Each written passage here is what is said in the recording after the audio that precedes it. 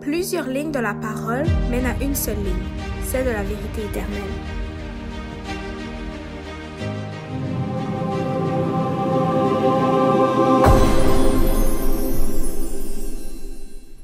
Donc, bonjour et bienvenue aujourd'hui à Questions-Réponses. Aujourd'hui, nous allons répondre à une question importante que nous avons reçue au sujet du livre de l'Apocalypse. Et donc, la question du jour est: qui sont les 24 vieillards? Donc, je vais pas seulement montrer les quelques versets auxquels on pourrait arriver à une conclusion très rapide, mais prendre le temps de pouvoir voir chaque point, chaque description qui nous est décrit avec ces anciens ou ces vieillards d'après les versions. Et donc, on va lire le texte de référence du jour, qu'on retrouve dans Apocalypse 4, 1 à 4, qui nous dit comme suit. Après cela, je regardai, voici une porte était ouverte dans le ciel. Et la première voix que j'avais entendue, comme celle d'une trompette, et qui parlait avec moi, dit: monte ici, je te ferai voir les choses qui doivent arriver après celle-ci. Et aussitôt je fus rêvé en esprit, et voici un trône était dressé dans le ciel, et quelqu'un était assis sur le trône. Et celui qui était assis paraissait semblable à une pierre de jaspis et de sardoine. Et le trône était entouré d'un arc-en-ciel qui paraissait comme une émeraude. Autour du trône, il y avait 24 autres trônes, et je vis sur ces trônes 24 anciens, aussi vêtus de blanc, et ayant sur leur tête des couronnes d'or. J'aimerais donc qu'on puisse voir ce qu'il en est de tout cela. En fait, on devra voir aussi qu'est-ce que les autres dénominations disent à ce sujet, et répondre à qui sont les 24 vieillards. Et donc, pour commencer, je vais faire une joute de prière avec vous pour pouvoir nous entamer dans la prière. Notre Père est aux cieux, j'aimerais te remercier, Seigneur, de nous permettre aujourd'hui d'être réunis pour répondre à cette question qu'une personne a pu poser. Puisses-tu nous permettre d'utiliser ta parole tout entière pour répondre à cette question-là, Seigneur, et que tu puisses nous révéler, Seigneur, la vérité sur cette personne. Puisses-tu nous bénir et nous permettre de comprendre ce que tu veux nous révéler. Et je te prie au nom de ton Fils Jésus-Christ. Amen. Maintenant, j'aimerais commencer par savoir, et surtout démontrer ce que les autres dénominations disent. Donc, la première Église, c'est l'Église de Dieu. Donc, que ce soit l'Église du Dieu vivant, que ce soit le monde de demain, qui est une émission appartenant à cette Église, que ce soit l'Église du Dieu restauré, etc.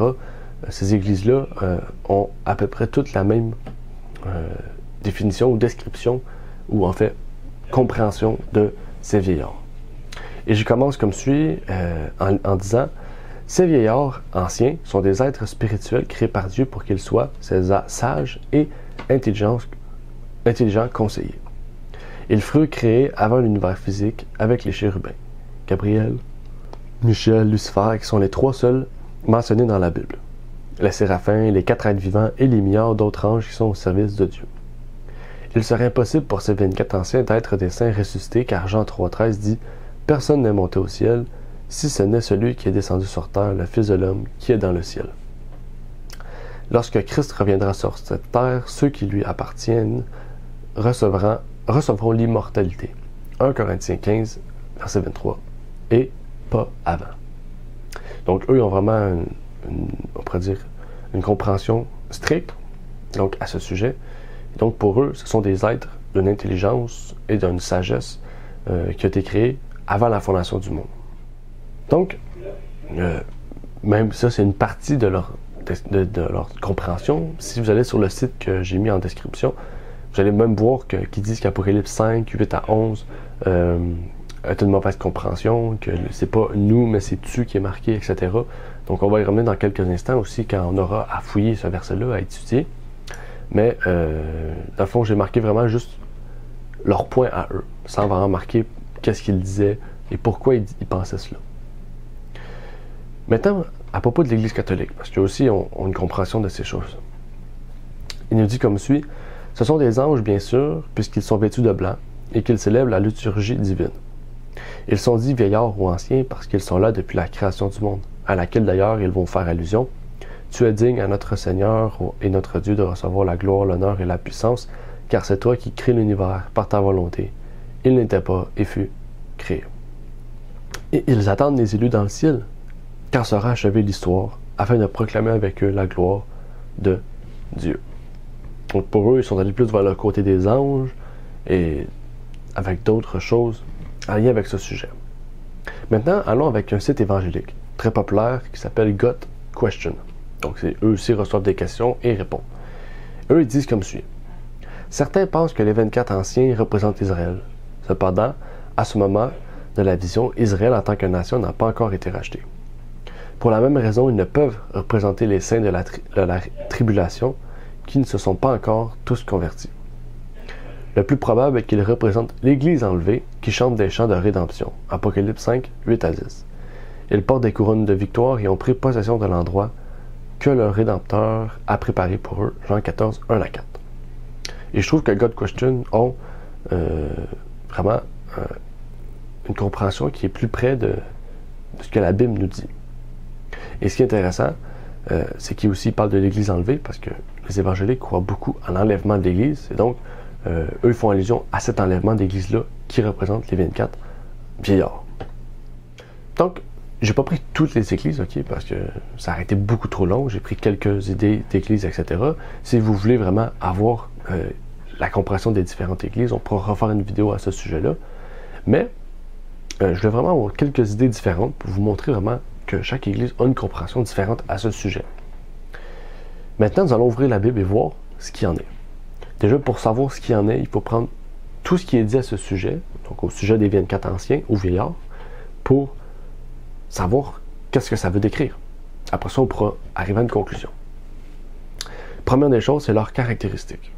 Donc, j'ai fait quelques recherches, donc dans Apocalypse 4 et 5, parce que c'est l'endroit auquel on les décrit vraiment. Le reste du temps, on parle des anciens, mais sans vraiment les décrire. Et donc, dans Apocalypse 4 et 5, on nous dit, dans Apocalypse 4, verset 4, on nous dit qu'ils sont 24. Encore une fois, dans le même verset, ce sont des anciens. Dans le même verset, ils sont assis sur des trônes. Dans le même verset, ils sont vêtus de blanc. Dans le même verset, ils ont des couronnes sur leur tête.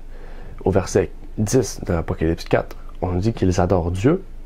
Et au verset 5-9, ils chantent un cantique nouveau. Donc, on a plusieurs définitions, descriptions, désolé. Maintenant, on va voir ce que ça veut dire chaque partie de description. On va commencer avec le nombre 24. Je pourrais dire qu'un nombre n'a aucune attention particulière. Et donc, Dieu marquerait cela pour le plaisir. Ça se pourrait très bien, mais on remarque vraiment que quand Jésus prononce, et en fait, toute la Bible a son importance, chaque mot a son importance. Par exemple, le 7 représente la perfection, et les chrétiens sont assez unis dans cette idée-là. Mais le fait qu'il soit 24, c'est pas un chiffre anodin, c'est pas quelque chose d'anodin.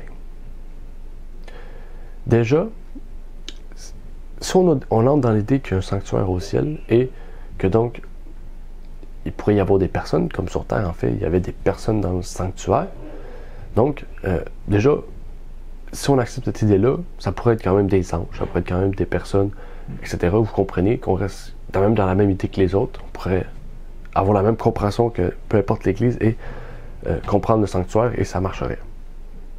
Mais, s'il y a un sanctuaire dans le ciel et qu'il y a Jésus-Christ, il pourrait y avoir des personnes pour exécuter le travail de Jésus-Christ, donc aider dans son travail.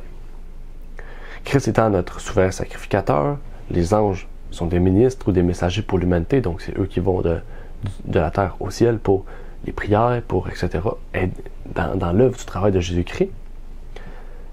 Mais, si on va dans le sanctuaire terrestre, on va prendre ce que la Bible nous dit. Dans le sanctuaire terrestre, c'était le plan de celui du ciel. Okay, donc, qu'est-ce qu'on retrouve sur Terre a une plus grande importance au ciel. En fait, une plus grande clarté. Okay? Donc, la Bible nous parle bel et bien d'un endroit où il est question de 24 personnes. Allons lire 1 Chronique 24, 1 à 5. Vous pourrez lire tout le chapitre pour mieux comprendre, mais j'ai pris ces versets-là pour vraiment avoir la partie importante de ces versets-là. Il nous dit comme suit. Quant aux enfants d'Aaron, voici leur classe. Fils d'Aaron, Nadab, Abihu, Éléazar, Ithamar.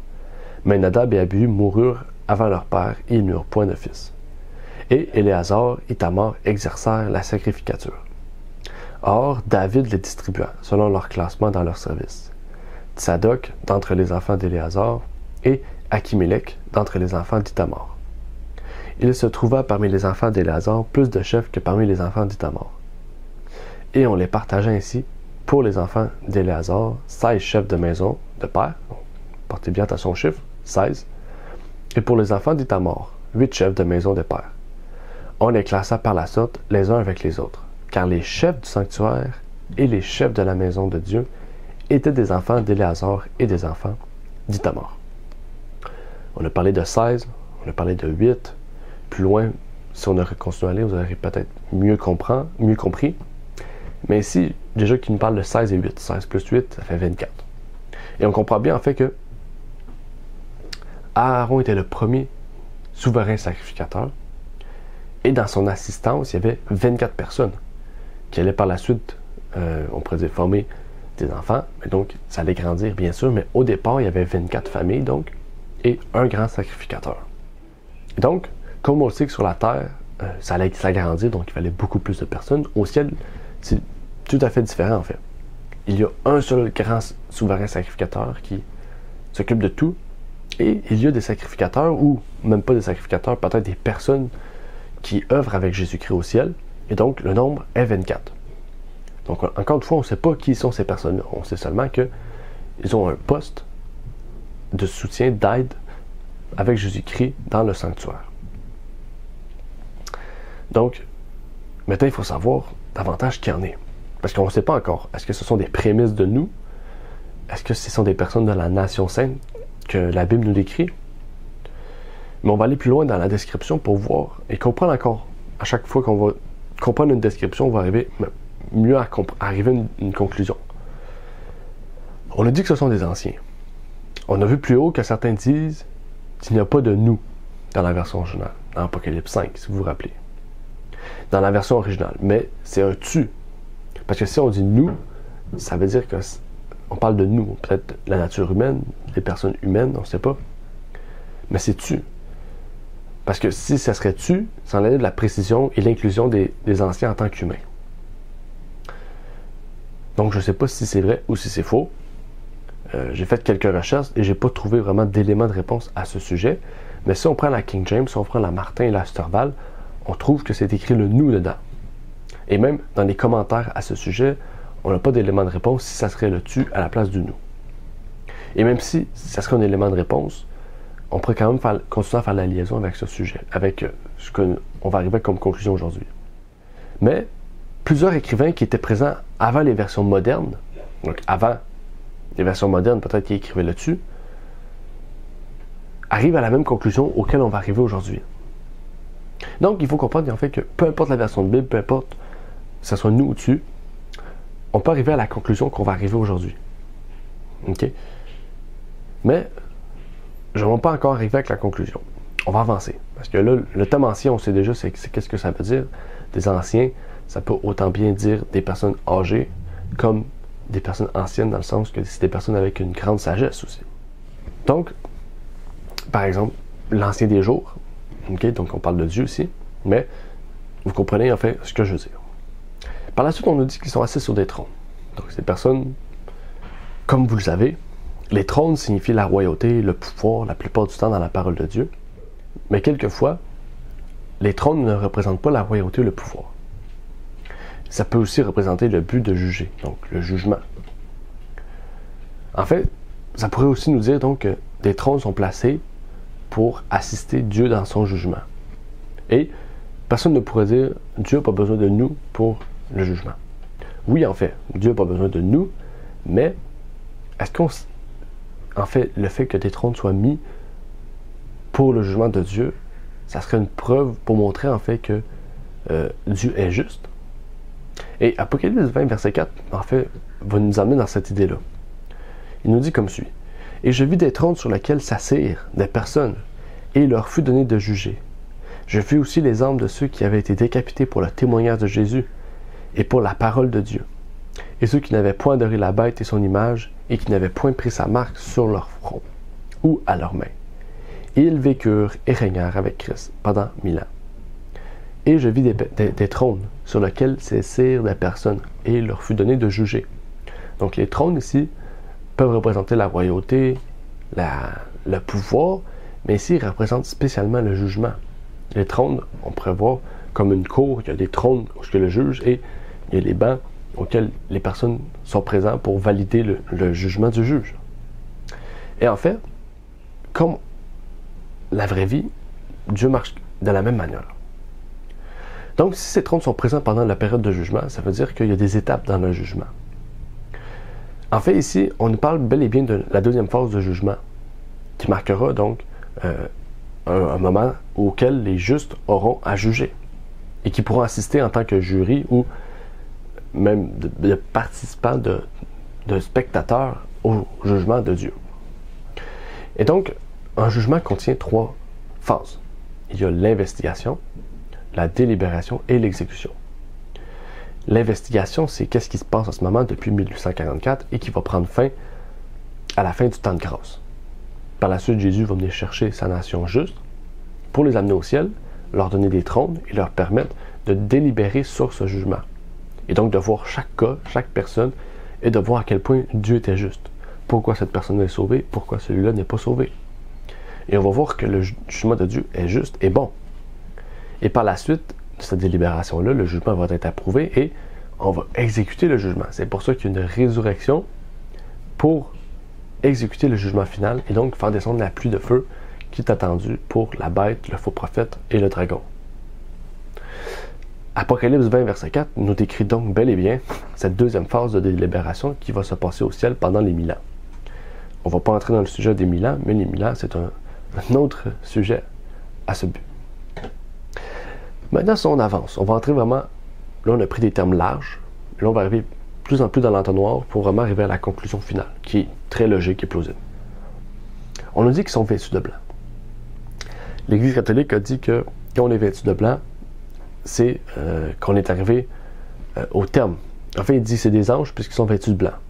Ce qui est un peu illogique parce que, oui, les anges peuvent être vêtus de blanc, mais la Bible nous dit que les saints seront vêtus de blanc aussi. En fait, le fait qu'ils soient blancs, c'est oui, ça nous montre une description assez impressionnante.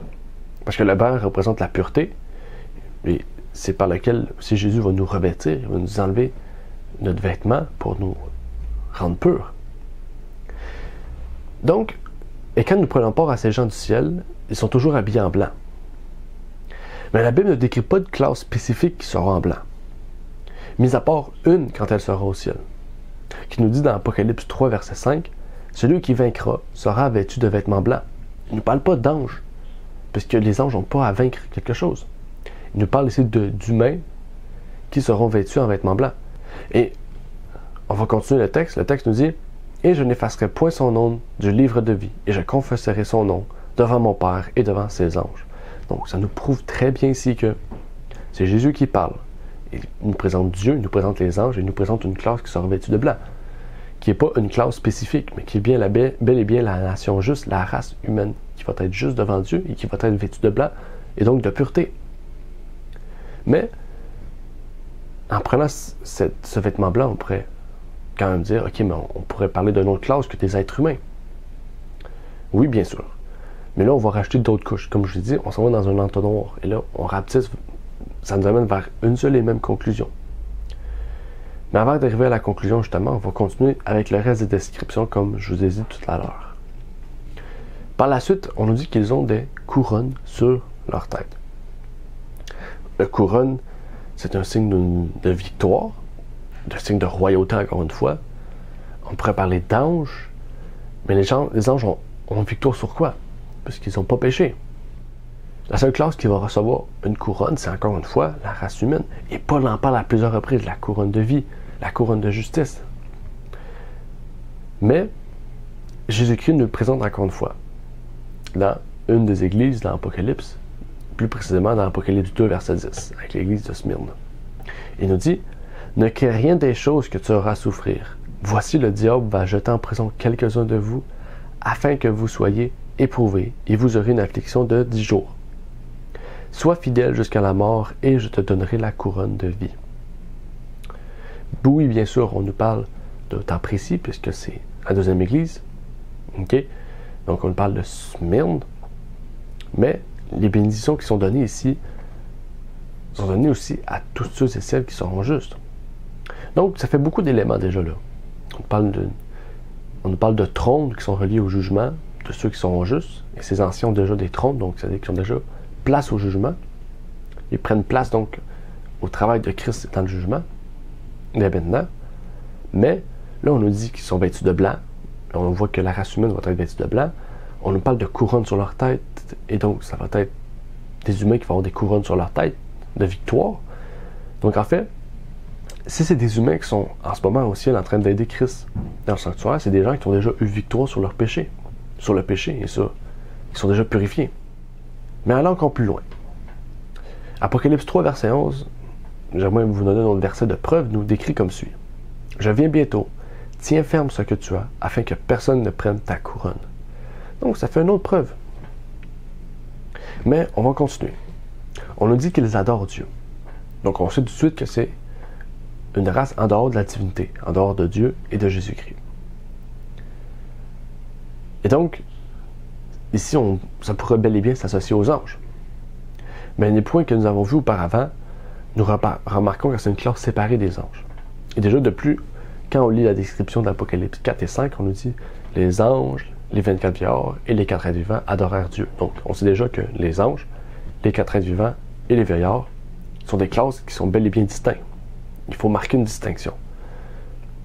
Et déjà, avec l'apparence des anges, on en a parlé dans la dernière question-réponse. Quelle est l'apparence des anges? Et on avait vu donc que les 4 êtres vivants, c'était bel et bien des anges ayant un but précis auprès de Dieu. Ici, on pourrait nous dire que c'est des êtres célestes aussi, en parlant du fait qu'ils adorent Dieu. Mais n'oubliez pas leur couronne, etc., que la Bible nous avait décrit, et le vêtement blanc. Ces couronnes représentent ce que Dieu, justement, leur a fait. Et on nous dit qu'ils jettent leur couronne. Et les saints vont jeter leur couronne pour, en fait, démontrer et reconnaître, en fait, la justice que Dieu leur a imputée. Donc, si les anciens jettent leur couronne, c'est que c'est bel et bien une classe qui a vécu quelque chose, qui a eu un changement dans leur vie. Donc, c'est une classe qui a connu quelque chose de terrible. C'est pas une classe qui était du ciel avant la création du monde. Parce qu'ils ne feraient pas toutes ces choses-là, en fait, qui nous démontrent que c'est nous qui va faire ça. En fait, d'après ce que je vois là, je vois bel et bien que les 24 vieillards sont un peu une race rachetée, qui est précurseur à nous dans l'œuvre, pour l'œuvre de Jésus-Christ au ciel. C'est des assistants de Jésus-Christ et ça nous montre un peu l'exemple. Après, encore plus, on nous dit, ils chantent un cantique nouveau. Dans la Bible, on remarque à plusieurs reprises un cantique nouveau. Apocalypse 14, Apocalypse 15. On nous parle du cantique de Moïse et de l'agneau. Mais ici, on ne va pas faire de liaison avec ce cantique nouveau. Parce qu'un cantique nouveau peut représenter diverses choses. Un cantique nouveau ne veut pas dire que c'est un cantique qui est nouvellement écrit ou nouvellement chanté, mais ça peut être aussi un cantique qui est nouveau dans sa forme, nouveau dans son but, nouveau dans son sens et dans son utilisation. Parce que le cantique de Moïse, tel que décrit dans l'Apocalypse 15, c'est le cantique que Moïse a écrit dans Exode. Donc, c'est un cantique qui existe déjà. Donc, il n'est pas nouveau. Mais il peut être nouveau dans le sens et dans l'utilisation et peut-être même dans le moment qu'il a été dit. En fait, il change, il est nouveau dans le sens auquel Moïse ne l'avait pas utilisé. Donc, ici, on comprend bien. Les 24 anciens chantent un cantique auquel ils ont été témoins. Un cantique de leur expérience, de leur vécu, de leur vie. Ils parlent de leur vie, peut-être terrestre, en fait, qu'ils nous parlent de Jésus-Christ, qu'il a été immolé. Peut-être qu'ils ont été rachetés de la terre. Donc, il est nouveau peut-être aussi avec leur rachat et leur dignité du Christ pour ouvrir les sceaux. Puisqu'eux, ils savent, d'après ce qu'ils ont vécu, que Christ est le seul qui peut les ouvrir. Donc, ma dernière question. Puisque l'Église catholique, évangélique et l'Église du Dieu vivant, ou restaurée, nous dit que ça ne peut pas être des humains.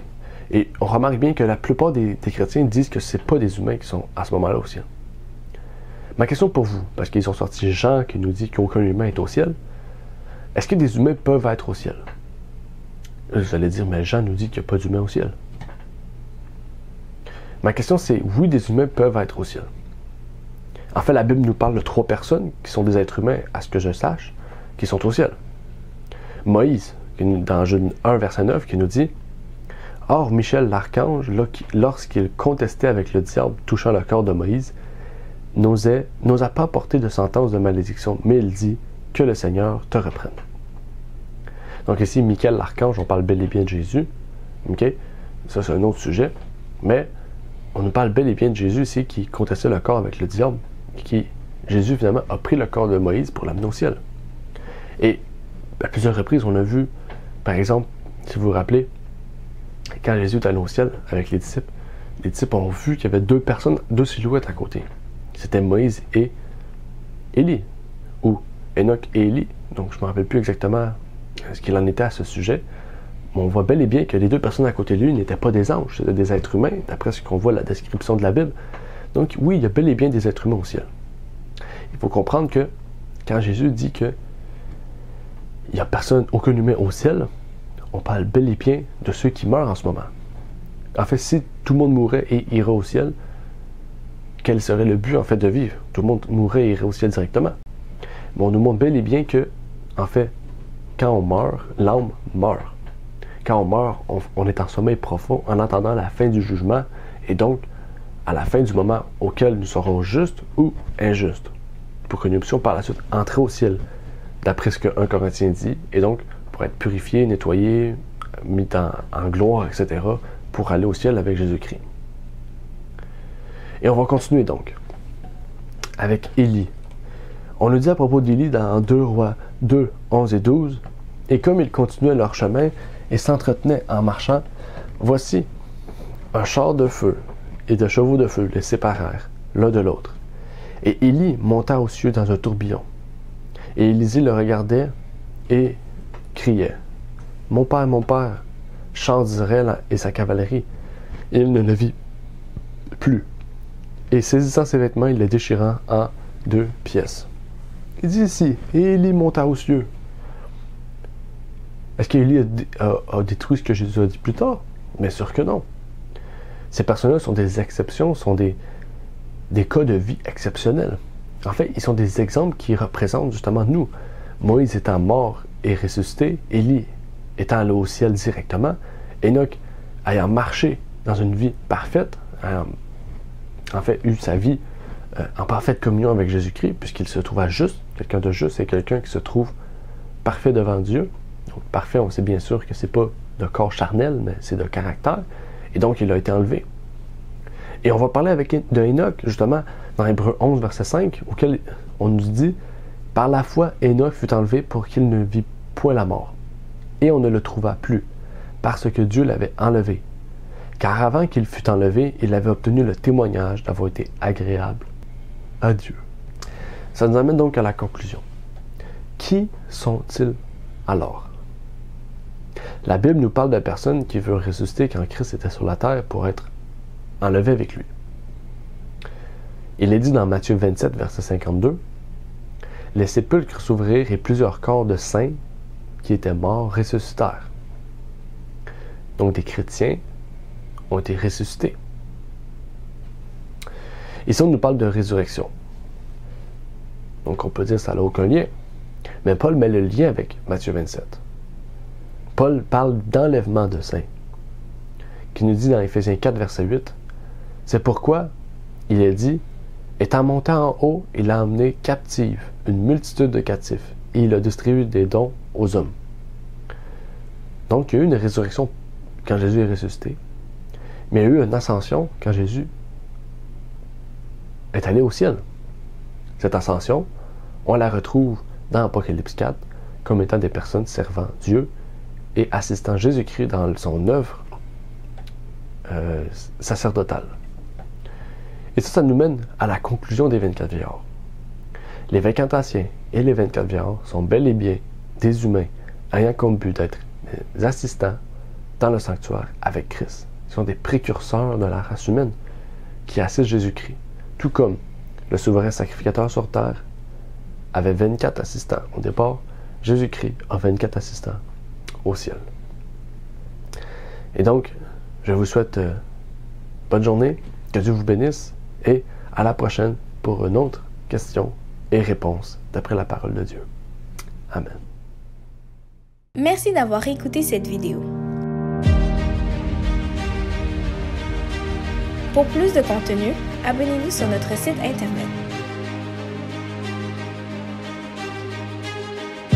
Il est également possible pour vous de nous suivre sur notre page Facebook et de nous contacter par email.